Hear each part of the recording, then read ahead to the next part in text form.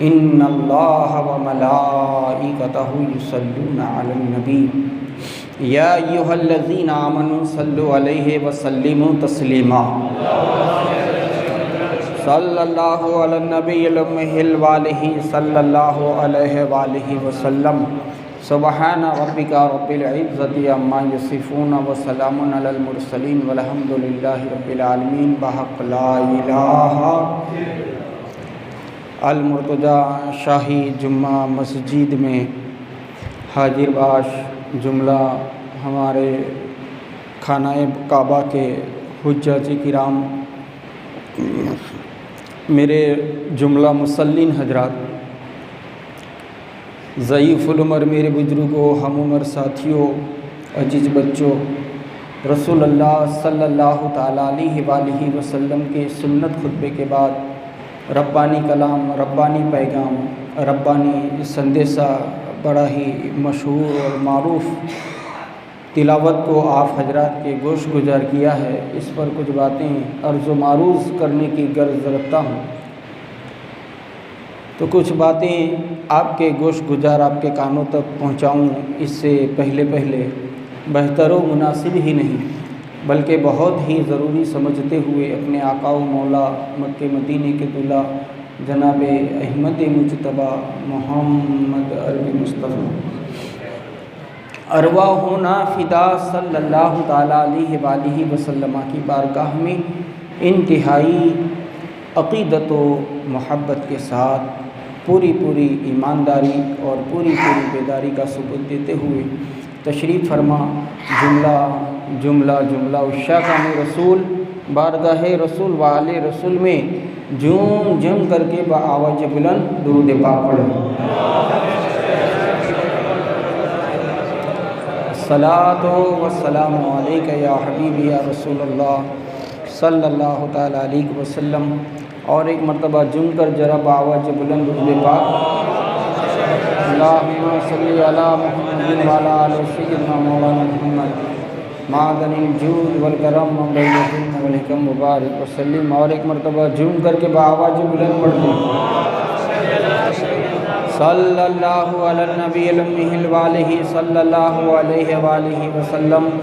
अस्सलातु वस्सलामु अलैका या हबीबी या रसूलल्लाह सल्लल्लाहु ताला अलैहि वालिहि वसल्लम।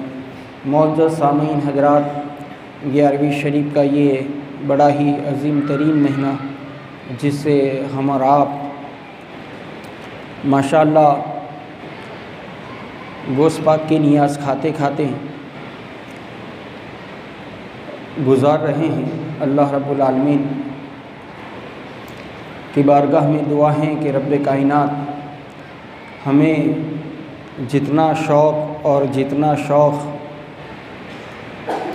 गोश्त पाक की नियाज़ खाने का है, इतना ही शौक़ हमें गोश्त पाक के नक्शे कदम पर चलने का भी अता फरमाए।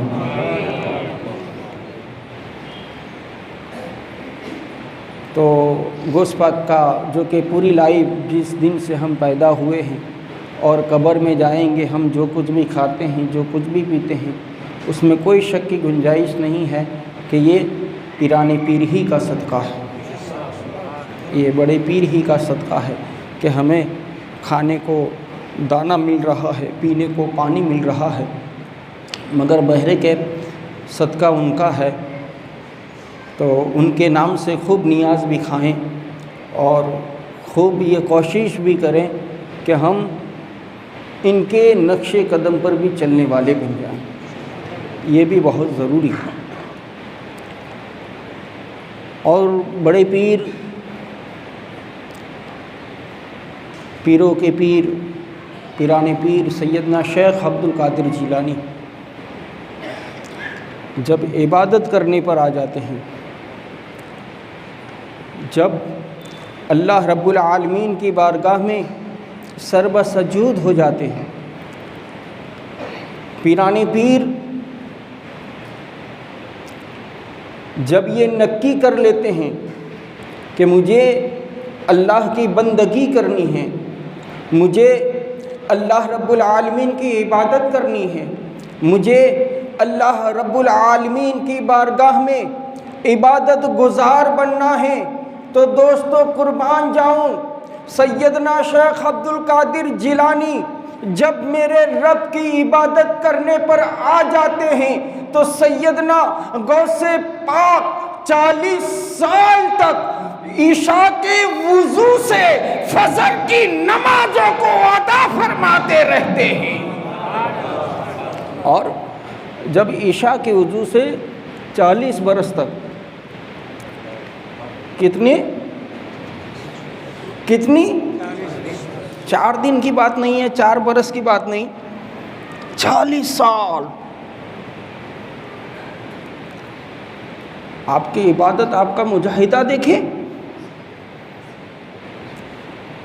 जब 40 साल इशा की वुजू से फजर की नमाज अदा होती जा रही है, अल्लाह रब्बुल आलमीन अपनी शान कुदरत से सरकार बगदाद सैयदना गौसे पाक के इबादत पर नज़र इनायत फरमाए हुए, नज़र किए हुए हैं। खालिक के कायनात ने देखा कि मेरा अब्दुल कादिर बड़ा मुजाहिदा कर रहा है, मेरा अब्दुल कादिर। अरे दोस्तों, सैयदना गौसुल आजम दस्तगीर को कादिर कहते हैं। वहु अला कुल्ले शैइन कदीर। अल्लाह की भी ये सिफत है कि कादिर, और अल्लाह के बंदी की भी ये सिफत है कि कादिर। अरे मेरा अब्दुल कादिर तो ऐसा कादिर, मेरा गौसे पाक कादिर तो ऐसा कादिर। आज आलम कायनात में, आलम दुनिया में कहने वाले ये कहते हैं कि गौसे पाक क्या मदद फरमाएंगे, गौसे पाक कैसे मदद फरमाए। अरे मेरा अब्दुल कादिर पिराने पीर को मेरे अल्लाह कादिर ने अपने बंदे कादिर को ऐसा कादिर बनाया, ऐसा कादिर बनाया कि एक दिन खुद सरकार बगदाद गौसे पाक फरमाते हैं कि मैं अपनी अम्मा के पेट में था। सरकार बगदाद कहते हैं कि मैं मेरी माँ के पेट में, और मेरी माँ को अंगूर खाने का शौक़ पैदा हुआ। तो आपकी वालिदा मोहतरमा अपने बगीचे में अंगूर खाने के लिए जब अपनी हाथ को बढ़ाती हैं तो सरकार बगदाद फरमाते हैं कि मैंने देखा कि इस अंगूर के गुच्छे में एक बिच्छू बैठा है। सरकार बगदाद क्या फरमाते हैं कि उस अंगूर के गुच्छे में एक बिच्छू बैठा है। बिच्छू इस ताक में है कि कोई अंगूर खाने वाला अंगूर खाने के लिए अपने हाथ को बढ़ाए तो मैं उसे काट लूं, मैं उसे जख्मी कर दूं, मैं उसे डंक मार दूं। सैयदना अब्दुल कादिर जिलानी फरमाते हैं कि मैंने मेरे माँ के शिकम में रहकर बिच्छू को देखा। बिच्छू को देखने के बाद मेरी माँ के पेट में एक उंगली की जर्ब लगाई। माँ को दर्द हुआ, माँ बैठ गई। माँ बैठ गई, क्या मतलब निकला कि अब्दुल कादिर माँ के पेट से रहकर बिच्छू को देख सकता है, अपनी माँ को बचा सकता है। वही अब्दुल कादिर बगदाद की कब्र में रहकर अपनी मुरीदों की मदद फरमा सकता है, अपने मुरीदों की मदद कर सकता है। तो सैयदना शेख अब्दुल कादिर जिलानी को अल्लाह ने सिर्फ अब्दुल कादिर नहीं बल्कि ऐसा कादिर भी बनाया है, ऐसा अजीम कादिर भी बनाया है। तो सरकार बगदाद जब मुजाहिदा करते रहें, जब तकवा करते रहें, इबादत करते रहें, अपनी नमाज को अदा फरमाते रहें, मेरा रब इनके इबादत को देख रहा है। मेरा अल्लाह रब्बुल आलमीन इस इबादत और गोश्त की बंदगी को देख रहा है। अल्लाह रब्बुल आलमीन अब्दुल कादिर से इरशाद फरमाता है, अरे अब्दुल कादिर, अरे इमामुल अंबिया मुस्तफ़ा जाने रहमत जब आलम नूर में थे तो आपने भी एक नमाज अदा फरमाई थी, और उस नमाज का तो क्या कहना कि आलम नूर में मेरे मुस्तफ़ा जब नमाज के लिए तैयार हुए तो तकबीर कहने में 1000 बरस गुजार दिए, ऐसी नमाज। फिर हर नमाज के हर रुकन में मेरे आका 1000 बरस गुजारते गए। फिर अल्लाह ने इरशाद फरमाया, महबूब तेरे आलम नूर की नमाज मुझे बहुत भा गई, क्या मांगते हो? तो इमामुल अंबिया मुस्तफ़ा जाने रहमत ने कहा था, या अल्लाह मेरी उम्मत के लिए अता फरमा दे। मेरी उम्मत तो रसूल अल्लाह ने आलम नूर में इबादत की, रब राजी हो गया। उम्मत के लिए मेरे आका ने मांगा। अब अब्दुल कादिर जो नवासाए रसूल है, जो इमामुल अंबिया मुस्तफ़ा जाने रहमत का बेटा है, और इमाम इश्क व मोहब्बत तो यूँ कहते हैं कि तेरी सरकार में लाता है रज़ा उसको शफ़ी, तेरी सरकार में लाता है रज़ा उसको शफ़ी, जो मेरा गौस है और लाडला बेटा तेरा। मेरा गौस है और लाडला बेटा तेरा, और वाह क्या जूद व करम है ऐ शहे बतहा तेरा। खाली ही नहीं मांगने वाला तेरा, खाली ही नहीं मांगने वाला तेरा। मुअज़्ज़ज़ सामीन हज़रात, तो जब सैयदना शेख अब्दुल कादिर जिलानी गौस पाक ने ईशा की वजू से 40 बरस तक इबादत करते रहें, फजर की नमाज को अदा फरमाते रहें, तो अल्लाह रब्बुल आलमीन हज़रत सैयदना गौसे पाक से इरशाद फरमाता है कि ऐ अब्दुल कादिर, हम तेरी इबादत से राज़ी, क्या मांगते हो मांगो, अता किया जाएगा। तो सैयदना शेख अब्दुल कादिर जिलानी गौसे पाक न अपने लिए मांगते हैं, न अपनी औलाद के लिए, न अपने लिए मांगते हैं, न अपनी औलाद के लिए। सैयदना गौसे पाक इरशाद फरमाते हैं, क्या बारी ताला तू मुझसे राजी है? ऐ रब्बुल आलमीन तू मुझसे राजी है, अब तू मुझे देना ही चाहता है तो मुझे अपने लिए ना दे, ना मेरी औलाद के लिए दे, बल्कि मेरे जितने भी चाहने वाले हैं,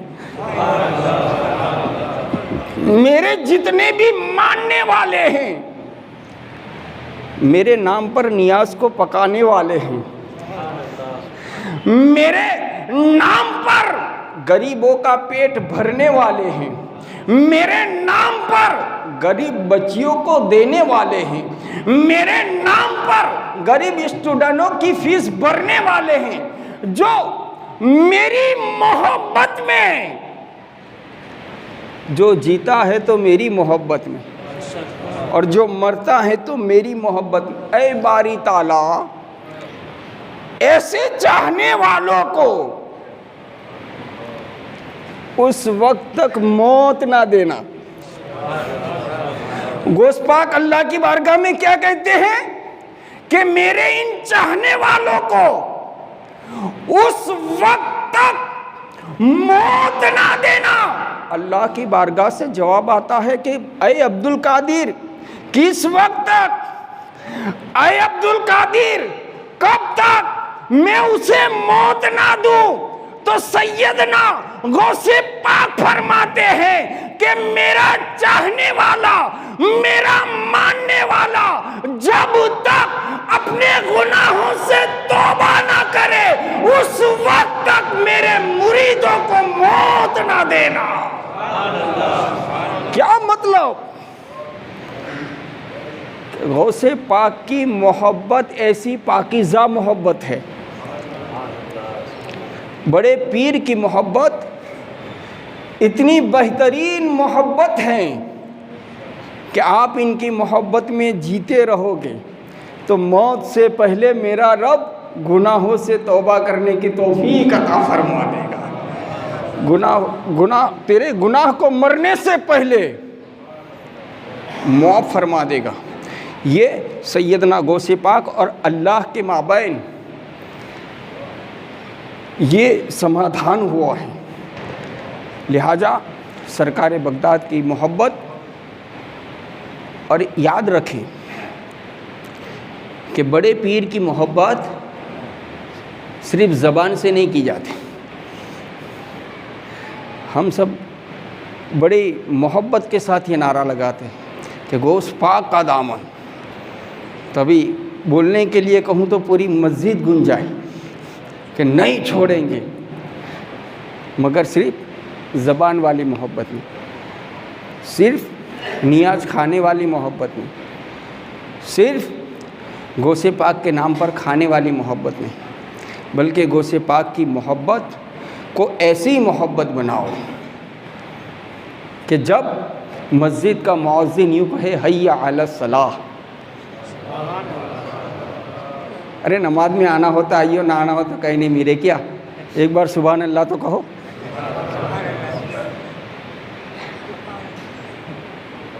गौस पाक का इश्क और गौस पाक की मोहब्बत के जब मुअज्जिन कहे हय्या अला सलाह,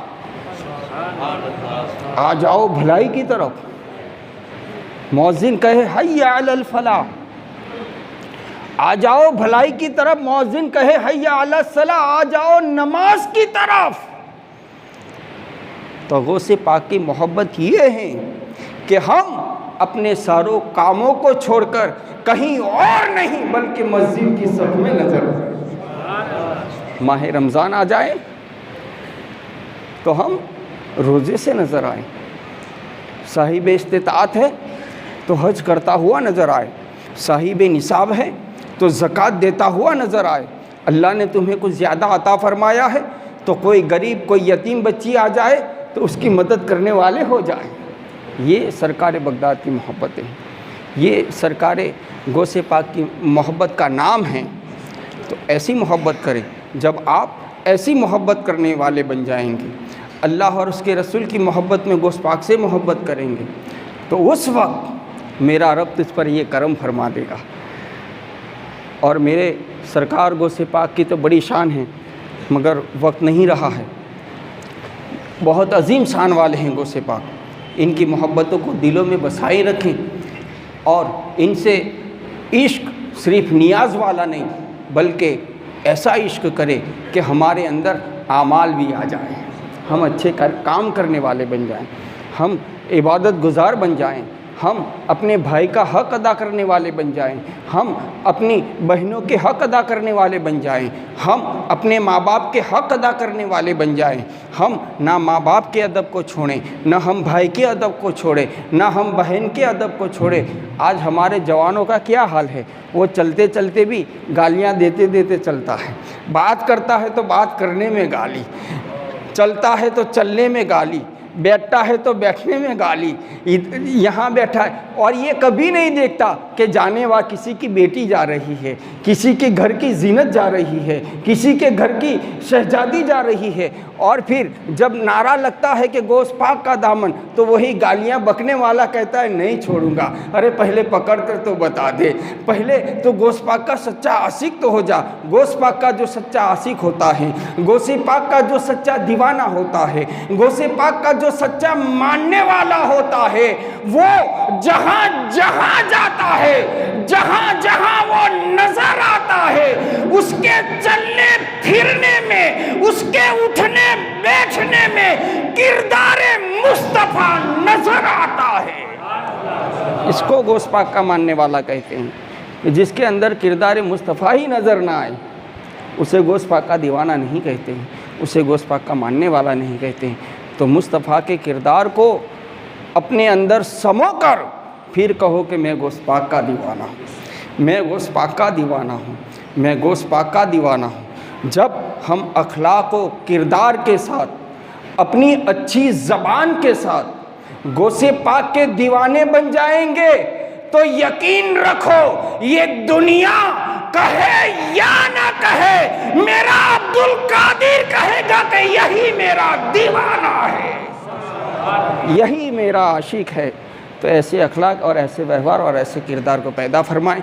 अल्लाह रब्बुल आलमीन हम सबको गोश्त पाक की सच्ची पक्की मोहब्बत नसीब फरमाएं। मुअज़्ज़ज़ सामीन हज़रात,